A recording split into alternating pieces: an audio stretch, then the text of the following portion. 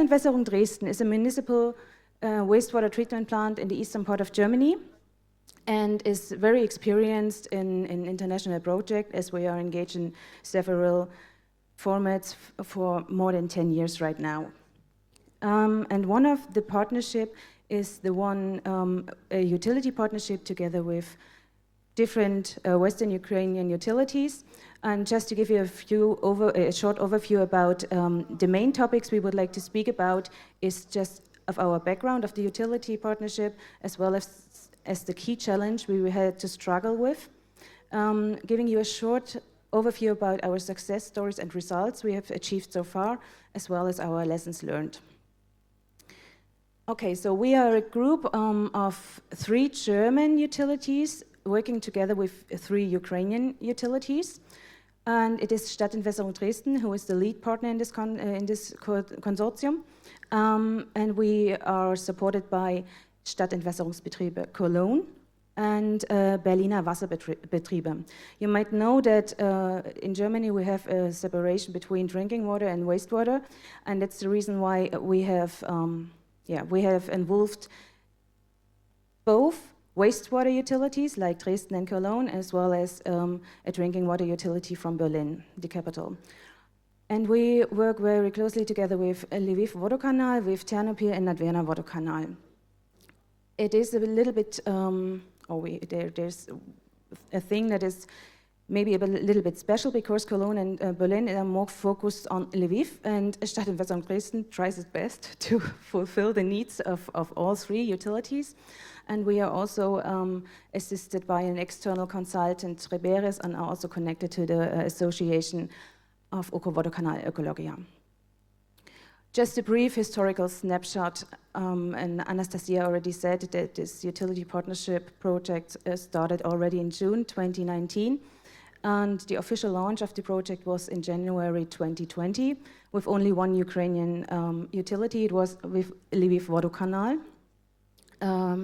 And we had very quickly the chance to extend this partnership and to include 2 more utilities, or 2 more Vodokanals, and so our group just grown.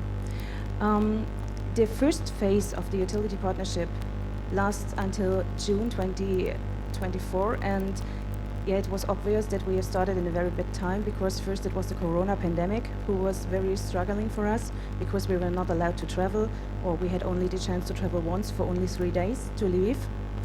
And then you know about the horrible war that also affects all of us right now.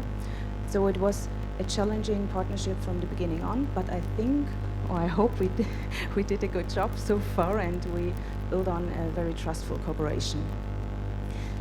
The first phase was very, the focus of the first phase changed back from the peer-to-peer exchange to more technical assistance regarding procurement of technical equipment and something like this. So we had a budget of around about 1.5 million euros, but to be honest, 2/3 of them were spent for procurement components to just maintain the service in the Ukrainian utilities, so that they could work on, and it was an emergency aid, I would like to say. This utility partnerships format implemented by GIZ was also extended to a second phase, and now we try to get back to more technical knowledge exchange, having a small budget for technical equipment, of course, but we would like to more focus on, as I told you, peer-to-peer exchange and capacity building for the future, especially for Ukrainian utilities, for a better future, for reconstruction issues, for design maybe for wastewater treatment plants, as well as for the drinking water part. So we have to more focus on European Union regulations or standards, and we try to build up a stronger cooperation in these action fields. Now you can see, I don't want to read out everything and describe it in detail, just to get an overview of our action fields we are dealing with. So the most important one, even we have seen it the last days, are cost-covering tariffs, and we try to establish a working group in the early beginning of our partnership, but we had to recognize that it is very political action field. So we are very glad that this topic is now included in a more political stage. Regarding our workshop on Wednesday, we now have a feeling that that we move on in this field, I would say. Yeah, and beside this, we have also discussed about sewage regulation, renovation requirements, maintenance, laboratory, different fields. The question of how we work together in such challenging times is not that easy, because we are forced to meet online and have not enough chance to meet in person. That's sometimes a little bit struggling, but we try to do our best to have a lot of exchange also on site, meaning that we meet at German ground, or like the first time in Warsaw, which I really appreciate. It's very helpful for us.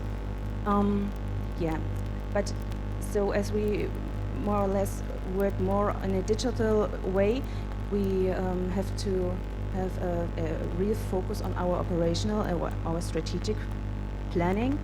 So we started to have aligned strategic goals, targets for our 4-year phase we are now working in. But it's also important to have a look on an annual basis, because you have to be very flexible in such projects. Demands and needs are changing rapidly, and we have to act very flexible on this. So, as you can also see, we try to agree on a common platform where to exchange data, and assisted by GIZ somehow, because we are also restricted in different data formats to use. It's not easy to find a common one, and it's also important to have a real focal point on each side, just for a better communication. So don't make a huge group for discussion, just having a focal point who is coordinating activities, both on the Ukrainian as well as on the German side. And we experienced that it is much better to have 2 to 3 main working groups, and to offer more individual topics, like with keynote speeches, offering consultation appointments, discuss besides. When we meet, we discuss about different topics, not only focusing on our main working groups, but you have to fulfill the operational plan. That's very important, even if, or especially with regard to monitoring and reporting, and to create also like success stories. So, but it's also very important to be very flexible, as I told you before, that demands are changing rapidly. And what is also important is that we, in the early beginning, we try to have appointments with a lot of information, with a lot of input, and that doesn't work. So we try to have now shorter appointments, but in shorter intervals, so that we can meet in between 2 weeks, just having an update and concrete defined content where to discuss, and giving some homeworks, doing some data exchange or something like this. And what is also very important is that you meet within the steering committee on a regular basis, meaning every 3 or 6 months, just to follow up the timeline, just to follow up the targets you've set, if you're on track or not, if there may be some dead ends, so you have to be very honest to talk about this. Yeah, and here it is hard to define success stories in your situation, but I think we can be very proud of some things we have realized.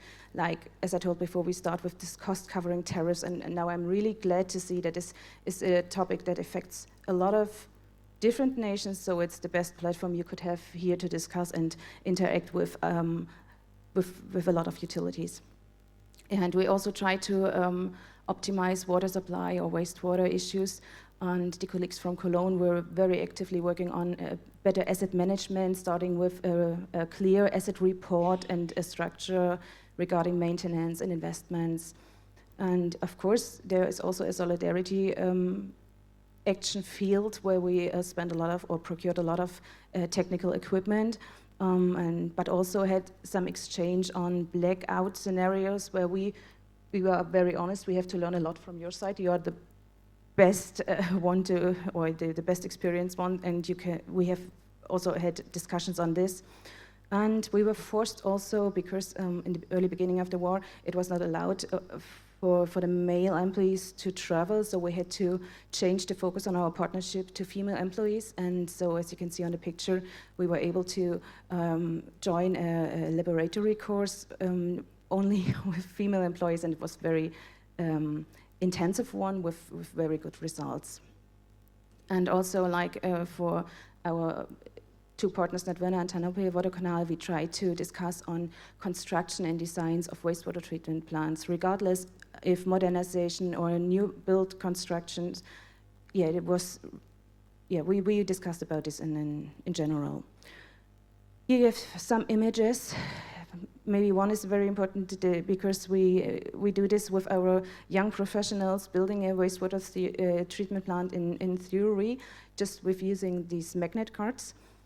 And this is just to have an idea what is necessary. And if you discuss and have a lot of, or have many people with different point of view, then you can see that you can create a clearer picture what is needed or not. And I think it was very helpful to understand the needs. And yeah. Okay, so, and the last ones, the lessons learned. These are just maybe some information just from our hearts, because we recognize that you need clearly defined roles, that everyone knows what is his task, what is he obliged to do in this project or not. And of course, we are all humans with different opinions, and there occur some challenges in communication in between, because like sometimes it's mentality, sometimes we Germans are very strict and hard in using some words, so don't be afraid to have such crisis talks and to be very honest what you think might be a problem. And another one is that you have to match expectation with capabilities, because if you expect something we cannot afford, then it won't find a basis for the work. So we have to match this every time in our meetings within the steering committee and find solutions for this. And also very important is our interpreters. We are here the first time without an interpreter. We manage it, I would say. But these people are very important for us because they can read in between the lines. They help in communication and sometimes soften communication, what is really helpful. And last but not least, remain open to requests and criticism, and yeah, be honest, and then you will have a trustful cooperation. And we're very proud of this cooperation. Thank you very much. Thank you, thank you.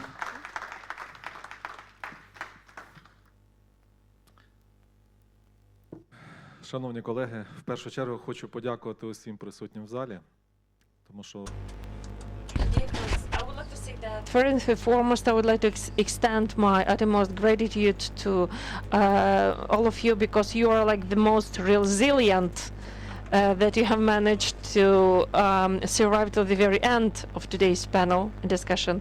And I can recognize that the partners we deal in our projects, in our international cooperation and on the national level are one of the decent, the most acknowledged people and partners.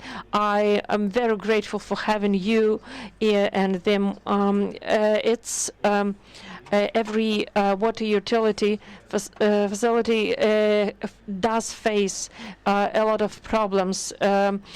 From one side, it's the constant threat of attack and shelling. From the other side, it's necessary to be able to provide uninterrupted energy and water supply to housing. And we are working under, I would say, extremely difficult conditions. So I would like to highlight that I do appreciate our partners' help, engagement. You have lended the hand of help in order to be able to stand, to survive in such hard times we're experiencing. And from the beginning of the full-scale invasion, Ternopil has entered this partnership before even the in full invasion started, and throughout the first days of these events, actually we knew that our German colleagues are very punctual people. They get ready and they provide their feedback within some period of time. But you know, when the war broke out, they immediately got involved, engaged, and they started providing help. I mean, the first-hand help, let's put it so. They understood that the situation is not going to follow any type of mode, and they need to take immediate action to respond if they can. Then we started receiving similar assistance from numerous countries, European Union, for which I'm happy to say that it's an essential factor that helped us stand during the first months of invasion.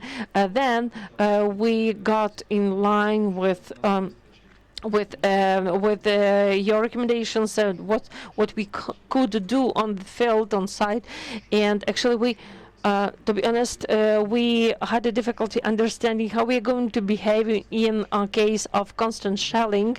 For example, we got 400 utilities, but due to the partners' support who helped us with generators, we have managed to implement and to create, to set up, and to operate such system. So it means that our friends, our partners, our co-workers and colleagues from different regions have faced similar issues.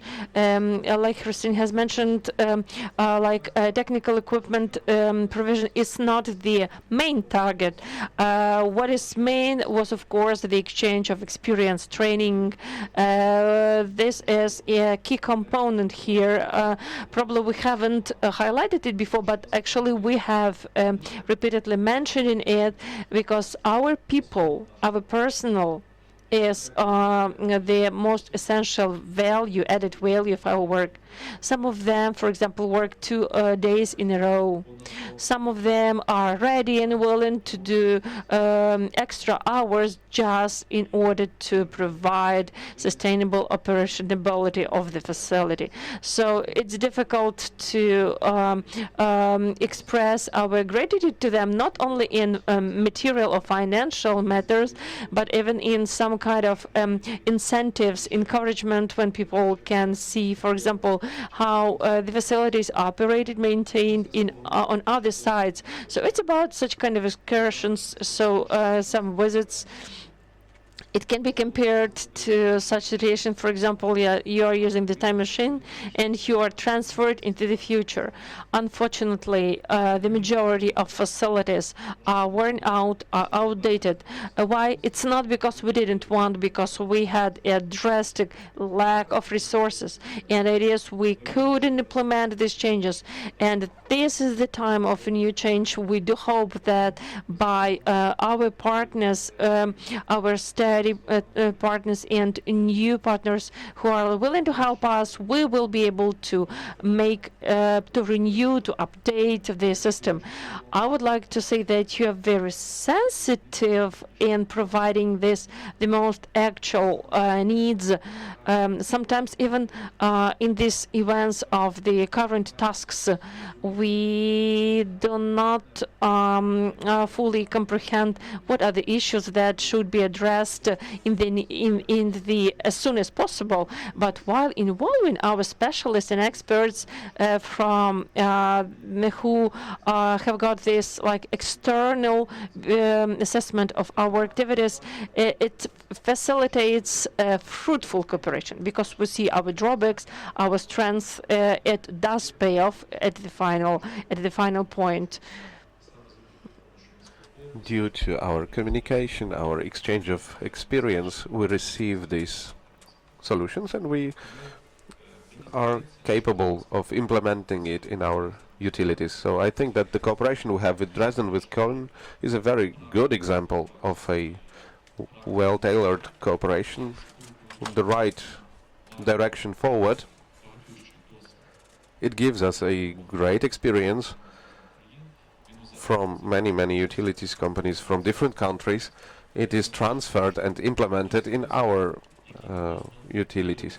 It's a way relatively cheap, but it's so effective for each of the organizations. So we really encourage all the partners who hear us to choose one or two utilities, can use similar tools, and that would give a great result for all water supply utilities in Ukraine. If I'm not wrong, Mary Teresa said, if you can't help yourself, help someone around you, and the good will multiply. So thank you for being with us for these last years. Thank you that your desire to help is not fading, and I think that together we can conquer this evil and provide the needed level of service from our utilities and provide a good standard of life for our citizens. Thank you, Volodymyr. Very inspiring speech. I have another proposal to Christine. As you can see, we can broaden our cooperation, our project. How you see the? Do you see the opportunity? How do you see it can be? How it can be possible to broaden our project of cooperation? Because we started this project as peer-to-peer, as engineers to engineers, and as I see it, we might want to broaden it, go higher, make some trainings for management, for proper planning, proper calculation, not for today and tomorrow, but for 10, 20, 50 years ahead. Other station, I would agree, just to include more sensitive fields like management level and also like HR, because human resources are also a relevant topic for ourselves, because we need young professionals. It's also very difficult to get them in Germany.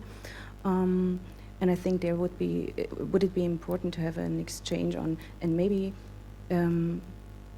not only regarding this utility partnership, but to widen this field to maybe more utilities. I think we are all affected of this topic, and so yeah, bringing this peer-to-peer exchange to a management level is very important also to different topics. But to be honest, it was very hard for us to decide if it's maybe not sensitive when we try to focus on HR. So yeah, we have to.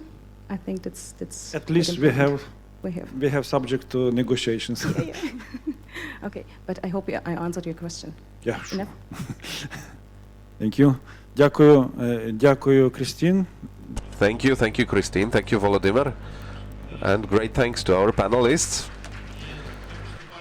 Now we approach the final stage of our Water Recovery Forum, and I would like to invite a president of association, Dmitry Novitsky, to present, and Piotr Zentara to finalize the event. Indeed, we have a great news.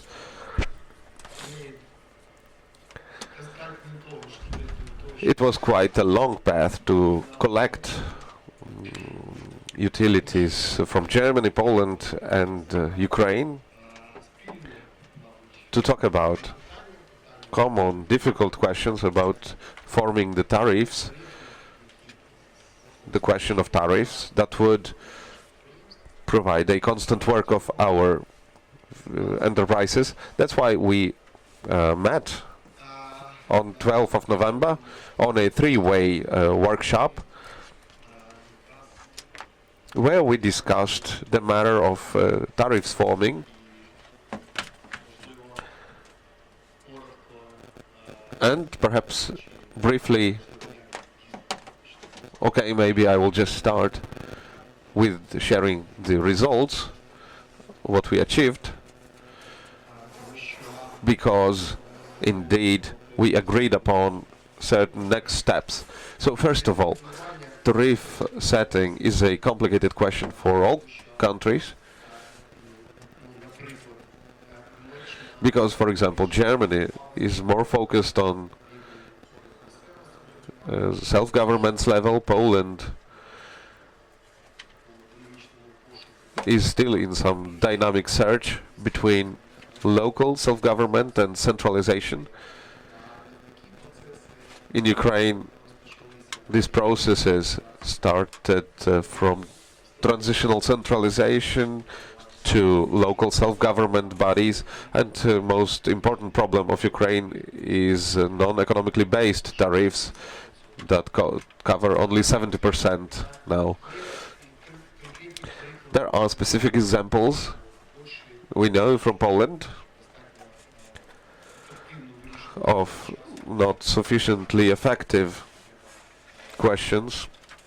There are complicated questions that should be answered, and these subjects we discussed. Very busy day because we had two different workshops. One was regarding to the tariffs policy, and the second was about the communication of the tariffs policy. It wasn't anything less important than such tariffs elements which were discussed during the first workshop. But I want to stress maybe four things. First, all parties which were involved in the discussion, I mean German, Polish and Ukrainian, agreed that the golden rule is to cover the OPEX. I mean to cover all operational costs which are generated in the companies, of course after some kind of the audit of those costs, because they should be efficient in all cases. The second issue is that we have to be aware about repairs, which must be included in the tariffs. We must remember about the amortization and depreciation, which can give us opportunity to create the possibility for the future development. And we were also discussing the ideal equilibrium between two different items. One is a factor of affordability, which is important for the customers. And from the other side, we were discussing the issue regarding to the profitability. And it's very difficult to meet those two goals together, but that equilibrium give us an opportunity to develop the resilience, to rebuild, recover our infrastructure. And that was the key point of the discussion. And finally, we agreed that there is no ideal model of regulation, because each country has its own. We are struggling to find the new way of our regulation, but I think that there is no ideal example in the world. The ideal example is the example which is efficient and is working on each local conditions, under each local conditions. And I think that we should be aware that we are not giving any hints that they are the best way to deal with the tariffs. And finally, at the end of the second workshop, the communication, the marketing which is needed in the natural monopolies, because sometimes we say it's not needed. You don't need to communicate. Yes, we have to communicate with the stakeholders. We have to communicate with the market. We have to communicate with the children, with the students, with the seniors. And that was the solution, how to build the resilience and how to build the acceptance for the reasonable increase, step by step, of the tariffs to achieve the goals which were set up during our previous panel. I mean the European quality, safety, security and resilience. And that was the result of our second workshop. Thank you for the invitation from my side, from the National Association of Polish Waterworks, but also from my German colleagues who were very, very active during that day. Thank you very much. Do we have feelings after our workshop that we know what to do? Hope so. І я просто хочу додати, що ми домовилися продовжити такий діалог і наступним кроком. To stress that we have agreed to make the follow-up step, and we will discuss in what format it's going to be. But we are sure that Anastasia and Giuseppe and other partners will definitely join us. And we are going to continue an ongoing dialogue and handle problematic issues that come up when we say that actually we employ people over 50 years old. So these are the issues. It's about the staffing, the finding appropriate personnel. So in such a dialogue, we are going to look for a solution. Thank you, everyone.